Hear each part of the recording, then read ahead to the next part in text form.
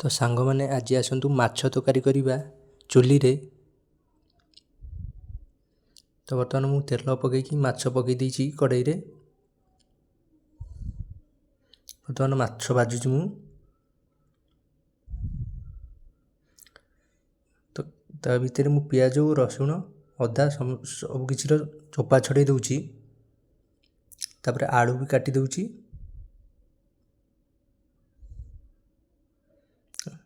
ମାଛ ଭଜା ସରିଲା ପରେ ଆଳୁ ଟିକେ ଭାଜିଦେଲି, କିଛି ସମୟ ପାଇଁ ଟିକେ ପଚେଇ ଦେଲି। ପିଆଜ ରସୁଣ ଓ ଅଦା ତିନିଟା ଯାକକୁ ହେମଦସ୍ତାରେ ଛେଚିକି ଗ୍ରାଇଣ୍ଡିଙ୍ଗ କରିକି ରଖିଲି। ବର୍ତ୍ତମାନ ଛେଚା ସରିଯାଇଛି, ଆଳୁ ବି ପାଚି ସାରିଛି। ତାପରେ ତେଲ ପକାଇକି ପିଆଜ ରସୁଣ ଓ ଅଦା ସେ ଯେଉଁ ଛେଚା ହେଇକି ଅଛି ତାକୁ ବର୍ତ୍ତମାନ ଟିକେ କିଛି ସମୟ ପାଇଁ ଟିକେ ତେଲରେ ଭାଜିଦେବା।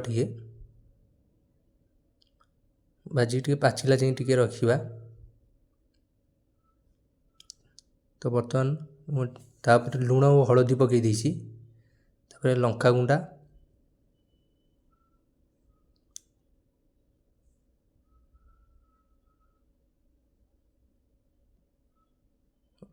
ପକାଇ ସାରିଛି।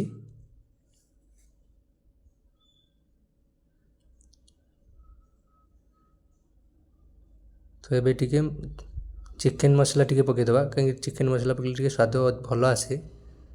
ତ ବର୍ତ୍ତମାନ ମୁଁ ଚିକେନ୍ ମସଲା ପକାଉଛି। ତାପରେ ପାଚି ଯାଇଥିବା ଆଳୁକୁ ସେ ମସଲାରେ ପକାଉଛି। ତାପରେ ତାକୁ ଉପର ତଳ ଟିକେ କରିଦେବା, ଘାଣ୍ଟି ଦେବା ଟିକେ ତା ଭିତରେ।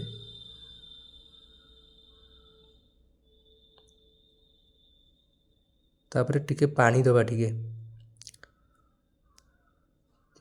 ପାଣି ଦେଇକି ତାପରେ ଘୋଡ଼େଇକି ରଖିବା। ତ ତା ଭିତରେ 2 ମିନିଟ୍ ହୋଇଯାଇଛି। ଘୋଡ଼ଣୀଟିକୁ ମୁଁ କାଢ଼ି ଦେଉଛି।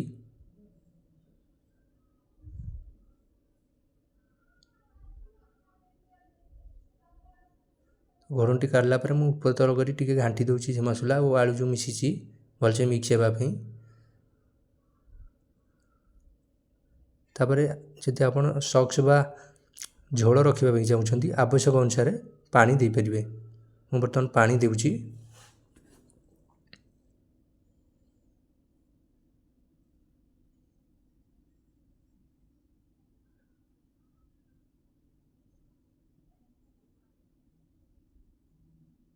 ବାସ୍ନା ବର୍ତ୍ତମାନ ବହୁତ ଭଲ ଆସୁଛି।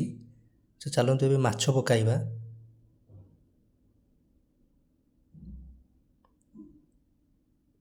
ତ ଗୋଟେ ପରେ ଗୋଟେ ମୁଁ ଗୋଟେ ମାଛକୁ ପିସ୍ ଅନୁସାରେ ତରକାରୀ ମସଲା ଭିତରେ ମୁଁ ପକାଉଛି ସକ୍ସ ମଧ୍ୟରେ।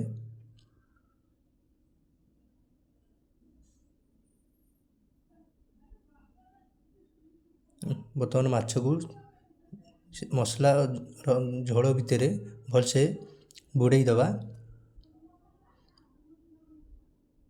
ତ ଟିକେ ପାଣି ଦେଇଦେବା।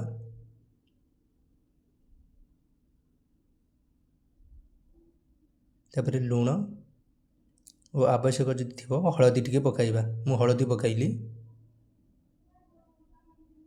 ତାପରେ ଟିକେ ଘୋଡ଼େଇକି ଟିକେ ରଖିଦେଉଛି। ତ ବର୍ତ୍ତମାନ ମୁଁ ଘୋଡ଼ଣୀଟିକୁ କାଢ଼ିକି ଦେଖୁଛି ଆଳୁ ଟିକେ ସିଝିଛି କି ନାହିଁ। ବର୍ତ୍ତମାନ ଆଳୁ ସିଝି ଯାଇଛି। ଏବେ ଗରମ ମସଲା ଓ ଡାଲଚିନି ମସଲା ପକାଇଦେଲି। ଏବେ ମାଛ ତରକାରୀ ପ୍ରସ୍ତୁତ ହୋଇସାରିଛି।